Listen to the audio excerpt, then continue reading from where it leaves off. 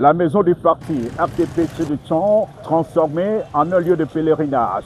Comme vous pouvez le constater derrière moi, elle a été incendiée hier par les manifestants très en colère. Au lendemain de la manifestation des personnes affirmant le désaccord sur les résultats que s'apprêtait à rendre public la commission départementale au recensement des votes, le calme est revenu dans la ville de Tchon, mais la psychose continue de hanter les esprits des populations. Le marché périodique devant se tenir ce jour a pris un coup. La plupart des boutiques sont restées fermées. Certains élèves ont manqué à l'appel en classe. Les événements de la veille suscitent des questionnements. Ce que j'appelle les citoyens électeurs sont sortis parce que, paraît-il, ils ont appris que les chiffres sortis des bureaux de vote avaient été tripatouillés. Et donc, ils n'ont pas voulu céder. Et ils sont sortis. Mais je ne comprends pas ce qui s'est passé pour qu'on en arrive aux incendies. Les édifices publics ont été pris pour cible.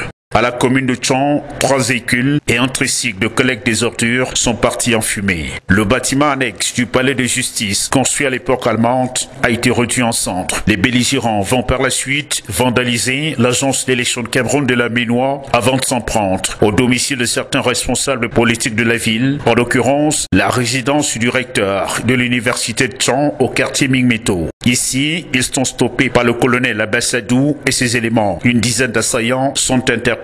Dans la ville de Bafan, les manifestants réclamant la publication des résultats sortis des urnes l'ont fait pacifiquement. Porté en triomphe, le responsable départemental du Front pour le Salut National du Cameroun, PV en main, salue la détermination du peuple pour une fin utile. Aujourd'hui, donc, on a donné rendez-vous à 12h pour finaliser les PV. Mais quand on est arrivé à 12h, le juge n'avait pas encore fini de remplir les PV.